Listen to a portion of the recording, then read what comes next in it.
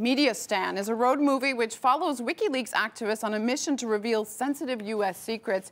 We're showing it throughout the day here on RT and can now discuss it live with a special panel of guests. We have the producer of Mediastan, Johannes Wahlstrom, joins us live from New York. Also, Afghan journalist Enayat Najafizada, who joins us from Kabul. And then finally, we have WikiLeaks founder Julian Assange, who's on the line from London. Thank you all for joining us. In Mediastan, journalists search for media outlets to publish leaked documents. Let's first take a look at a clip from the film, which gives viewers an idea of some of the reactions that you got.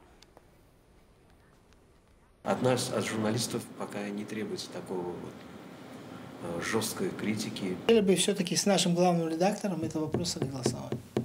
С Умедом Маханом. Американская, может, из-за этого. Ну да. А в принципе ведь Радио Свобода является, как бы сказать, финансируется ведь американским госдепом. Конгрессом. Конгрессом. So Radio Free Europe, financed by the Congress. To say the least, some of the reactions were, we can't do this. Julian, is that what you expected, these kind of responses to WikiLeaks, to the WikiLeaks offering, I should say? Well, we didn't know, and so this was really a test of the media environment throughout the Central Asian region and moving beyond to London and New York. That's what makes this documentary so interesting, is that we have different media organizations in different countries, but all starting out at the same place. Our journalists come to them, offer them the same type of material, US government diplomatic cables, and then we see what the response is. Publish, not publish, censor some things, and document their thinking as they're doing it. And in most cases, there are very significant constraints. In fact, most cases resulted in no publication by the organizations concerned at all. Others published some material and not others. Johannes, what about you? Do you feel like the mission you documented in Mediastan was a success? There were a lot of reactions, I remember, in Tajikistan with people saying, you're not going to make a difference, nothing will really change. I think that if we speak about making a difference, or if the mission in itself was a success, obviously in regard to actually getting the material published in the various medias, it's difficult to call it a great success, because there were actually not that many newspapers, neither in Central Asia or for that matter here in the United States, that were particularly interested in publishing the full material that they got access to. So from that respect, no, it wasn't a success. But from a broader respect, of course, we can see that the WikiLeaks releases have made a large impact, I can say, and they have changed the way that we interact with media since then. And I think that if we just look at the whole NSA affair, which has been going on for the last half a year or so, that is a direct consequence of the WikiLeaks releases, and that is the fact that that nowadays there is no direct censorship which is feasible by particular media organizations, but we have publications that happen in different countries and different places where it is possible for them to become published. Right. We also have Afghan journalist Enayat Najafizada with us on the line from Kabul. He actually took the risk and decided to collaborate with WikiLeaks. In short, he said yes to their offering. Let's take a listen to what he had to say in the film about the risks. Having access to this information would help me, as an Afghan journalist, to disclose the face of warlords, the face of those who committed crimes, the face of those who committed genocide. But later on, when I knew that having these materials could be dangerous, since Afghanistan is an insecure country and there is no guarantee for the life of a journalist. Enayat, tell us, how did it turn out? Did you manage to publish any leaks? How did it turn out for you in the end? Well, for some times we decided to take these diplomatic cables from WikiLeaks and work with some Afghan media organizations in Kabul and in many other provinces to work with some local organizations as well to publish, to make stories out of these cables. But unfortunately, later we found out that having these materials with ourselves might be life-threatening, and would be difficult for Afghan media organizations to make stories out of them. I want to talk a little bit more about the actual channeling of these revelations, of the leaks, and your challenge. I mean, the film obviously proves how difficult it was across Central Asia, per se, but let's talk about the United States. Bradley Manning, now Chelsea Manning, decided to blow the whistle on U.S. Army violations. He did so before going to WikiLeaks, and he was turned down by the media as well. Why do you think that happened, Julian? Sadly, it's no surprise to me. I can't talk about the specific case, of course, but we've dealt with many others. You know, all media organizations that are any size get invited to sit at the table of power. And that's because they become powerful organizations in their own right, and people want to curry favor with them as an organization, with individuals in the organization. And so they eventually become part of the very family that they claim to be holding to account. But another whistleblower, Edward Snowden, used the media and not WikiLeaks to channel his revelations. Don't you think that's a good sign that he was able to do it through the media? Well, I think it's quite sad, actually. Edward Snowden didn't go to, in fact, the media. He went to someone that's closely associated with us, a specific journalist, Glenn Greenwald, and another specific journalist, Laura Poitras, who are the most prominently coupled journalists to WikiLeaks. Glenn Greenwald, for his part, was then working with The Guardian, has left The Guardian as a result, in part, of the censorship by The Guardian of that material. To date, less than 0.05% of the Snowden documents have been published. The majority of the media are still reluctant to challenge the government, like you said. And speaking of Glenn Greenwald, recently he reprimanded journalists across the globe for not standing up to the government. Let's have a listen to what Glenn Greenwald had to say at a recent IT conference in Hamburg. What it is that we were targeting is in the behavior of the media over the past 6 months as these revelations have emerged almost entirely without them and despite them. The role of the U.S. media and their British counterparts is to be voices for those with the greatest power and to protect their interests and serve them. Johannes, I want to ask you, is it as bad as Greenwald is saying?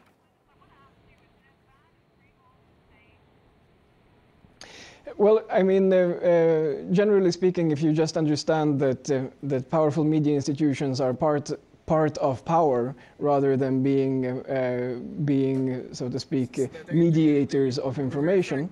If you just understand that very idea, then obviously you will start looking at media and consumption of news or information in a different respect. So yes, of course, it is that bad.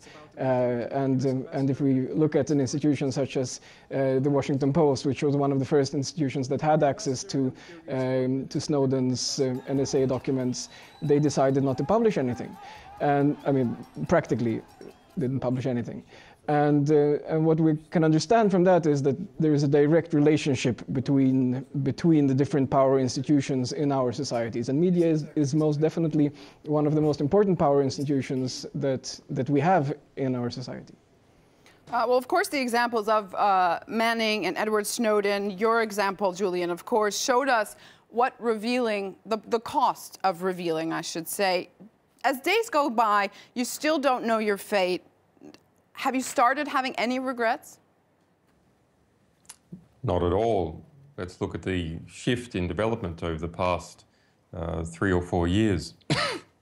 The internet has gone from a politically apathetic space to a new international body politic, which is just starting to find its feet.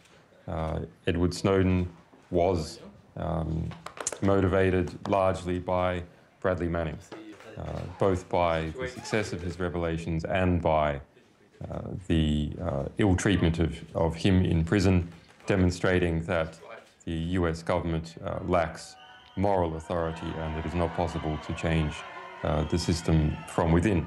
This very conversation is part of that process. So I am, to a degree, optimistic that there is a new international cultural consensus forming. It is largely embodied within the generation of young people between the age of 15 and 35, and it becomes to a war between an older generation and the large body of the younger generation. The older generation is simply going to lose. An important part of this process has been demonstrating that the old media organizations are simply a branch of the establishment power within their societies. It wouldn't come as any surprise that the US Army would not, say, publish US government diplomatic cables. That's no surprise. But we simply should also not be surprised that the New York Times censors material, or the Washington Post censors material, or the Guardian, or the Central Asian republics newspapers censor. They are power institutions, they have interests. What has gone on historically is that they have been very hypocritical institutions in pretending that they are always free to publish anything that is truthful and that the public is interested in. That is false, and that is the illusion that needs shattering. RT, many other organizations, they have a power interest. RT is naked about its power interest, being a Russian perspective. All media organizations are based somewhere within power, and we must see what their power interest is and not assume that there isn't one. The propaganda that there isn't one is simply false. That's interesting that you say that. Here at RT, we certainly don't hide who we are, where we come from, and what we want to talk about. How deep does it go in the mainstream media? Because I certainly meet a lot of people over the years I've worked here that believe they're true journalists, they're doing the right thing. And obviously you're talking about some decisions that are made on the corporate level, at very high levels. How far down does it go? Do these journalists that work for the mainstream media understand what's really happening? Well, look, the best ones do. There's a lot of fine journalists working at the New York Times, Associated Press, and elsewhere, and they use their media institutions just like the rest of us use Shell in our car. They see that it is a network and a process, a distribution system, but they don't buy the rhetoric. It is simply a tool to be used to get out what they can, try and pass through the filters that they can. The problem is there is a sort of cultural blinkering that occurs over time for many of the people that are in that system for years and years, whereby they are simply not capable of recognizing the censorship that is occurring, that it goes on for so long it becomes imbued into the subconscious. So they do not even have the thought of a story that might be censored by their editors. They're so experienced at not succeeding along particular directions, or being smacked down, or seeing other people disciplined or fired, that the very thoughts cease to occur to them. Johannes, I want to ask you about the price, again, that whistleblowers have to pay. Edward Snowden also, like Julian, saying he has no regrets, but he became the most wanted man in the world, gave up his family, his job, still doesn't know his fate. How long are whistleblowers going to have to pay this kind of price? Well, you see, if you think of the price that he pays, then compared to the actual impact that this price results in, then it's not a very high price, if we put it this way. And the reason why I'm saying this is that if you think of it, if you think of an occurrence as this, if it were to happen a few years ago, then Snowden would most likely be in prison, and we would most likely not even know of the existence of any of the NSA documents. So from that point of view, the price that he would have paid a few years ago would have been much, much higher compared to the impact that it would have resulted in.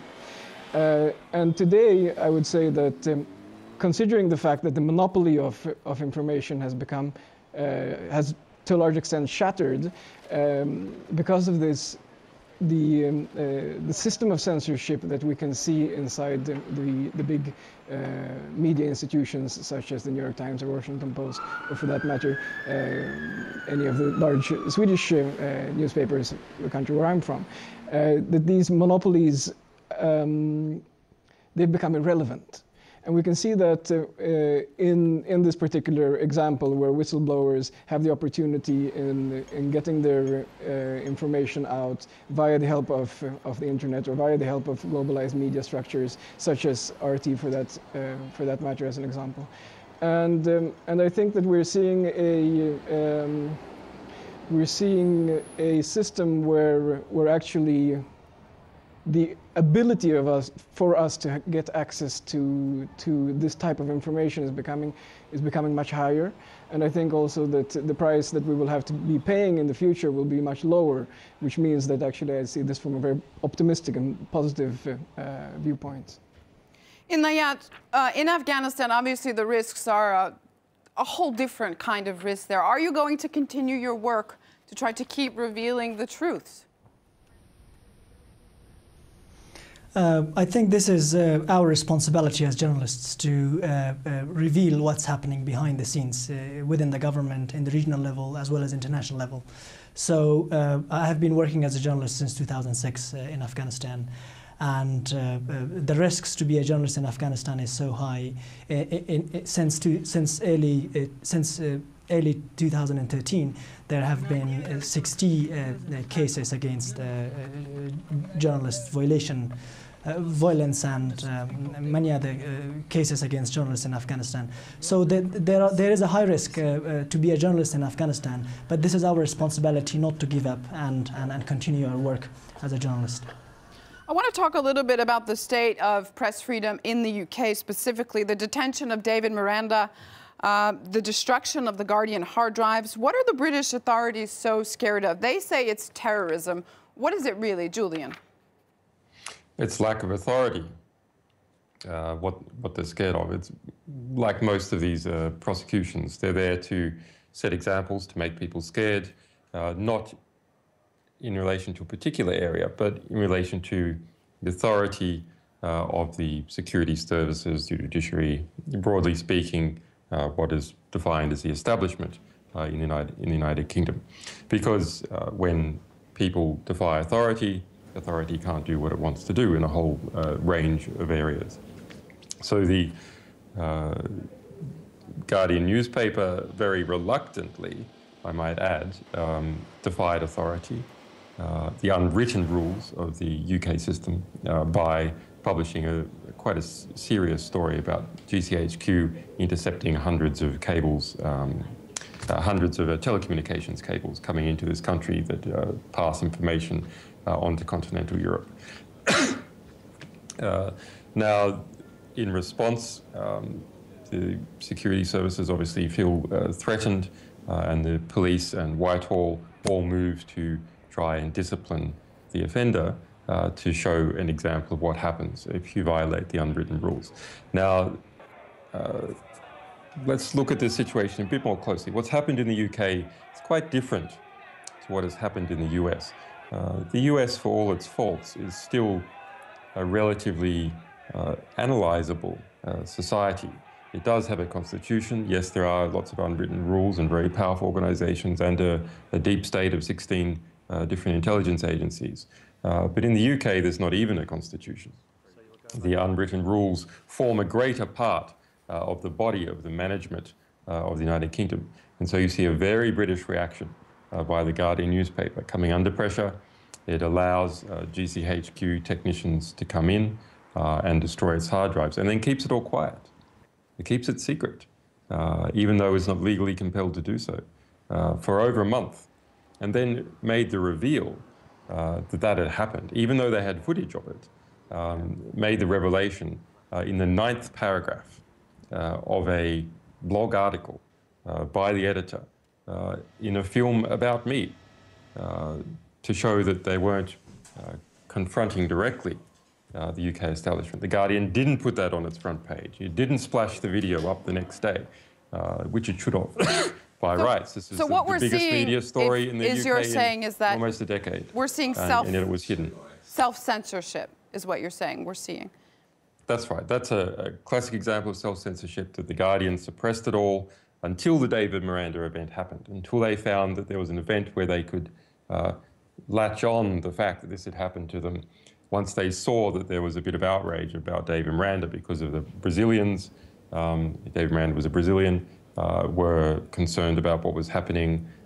He's a homosexual, so the homosexual lobby was concerned about what is happening. He was simply a spouse of Glenn Greenwald, so those people who felt that there should be a barrier between work and family life, that was an effective lobby. So they simply injected the revelation that they had destroyed their own source material, that they had allowed intelligence agents into the Guardian office.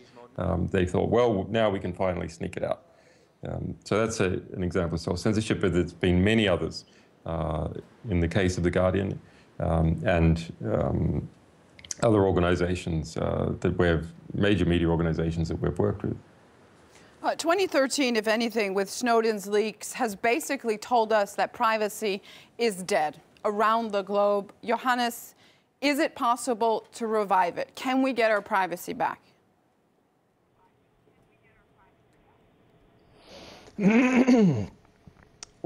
I mean, getting our privacy back is pretty much the same kind of question as can we get democracy back, or can we get freedom of information back? And in my point of view, this is a process that you have to strive for, particularly more or less every day.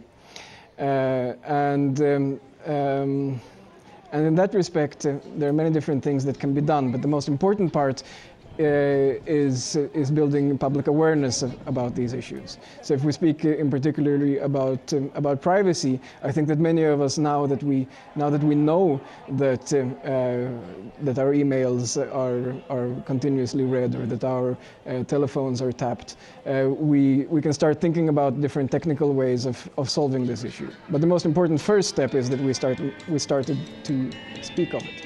And if we speak about, for example, freedom of information or sort of more broader democratic issues, then obviously the first step is to start discussing what are the limitations that we exist in, and how can we try and solve these problems. So Julian mentioned the self-censorship at the Guardian, and I think that this is actually a very important it's a very important topic that we should kind of try and see from a certain point of view. So, for example, this film which RT is showing that we have done, Mediastan.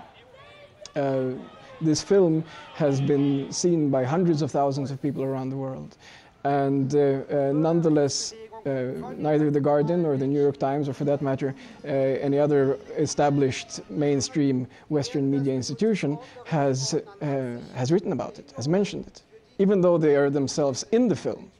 So in order to address a problem, and the problem is, say, for example, self-censorship or control or relationship between media institutions and power, or if it's a question of our integrity and our ability to communicate freely without interception, the first obstacle that we must get over is the obstacle of actually speaking freely about these troubles.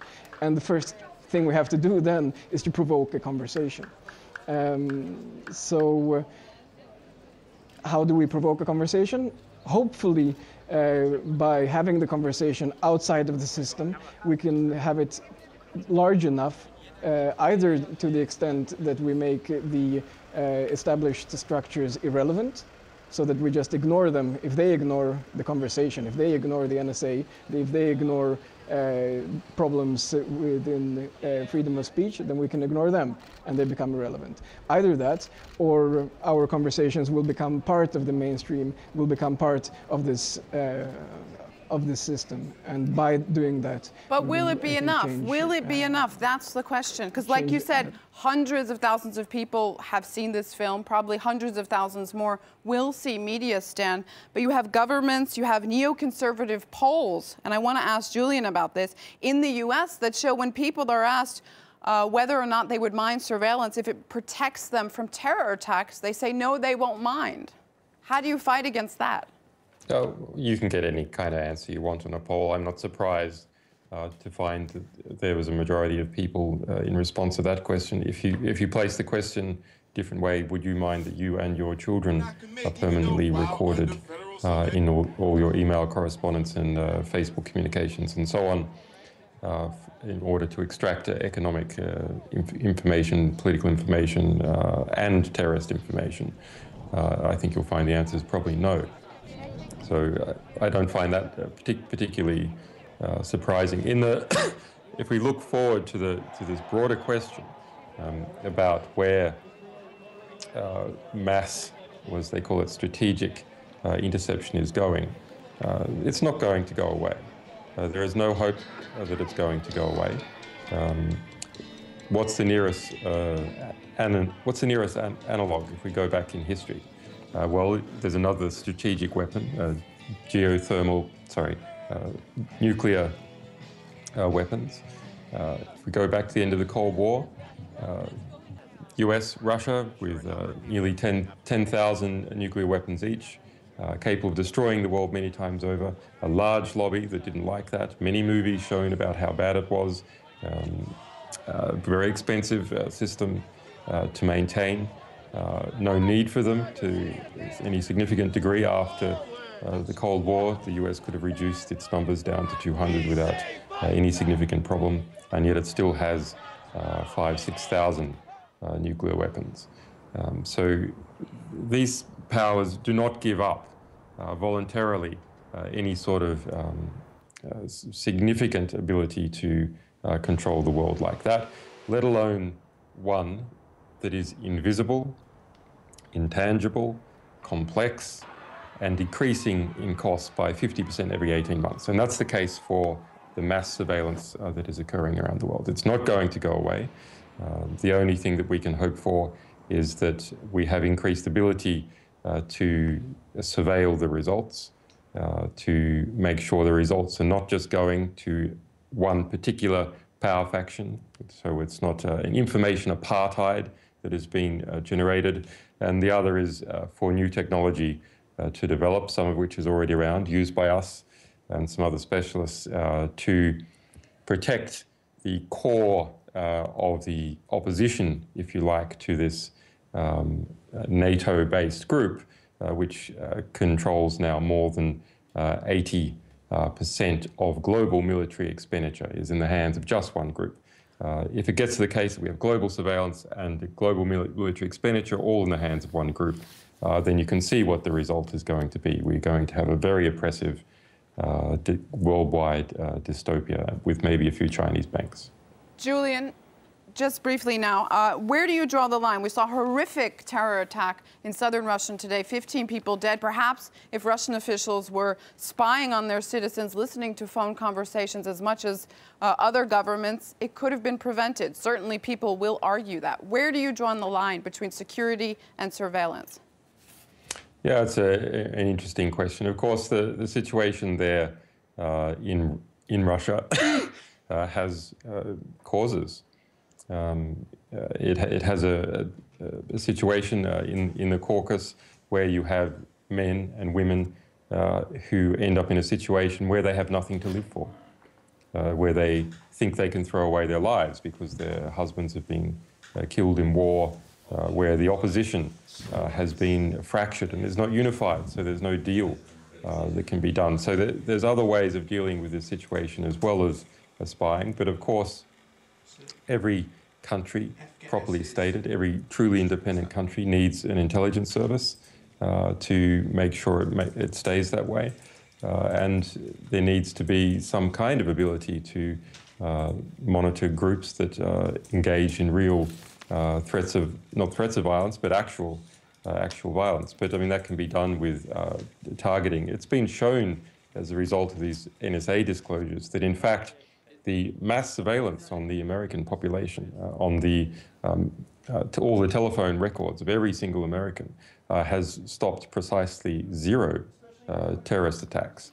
So, as you might expect, it's much better off targeting specifically and with great intensity those people that you know making some kind of plot, and because the world is connected, feathering out into those they associate with and inspire.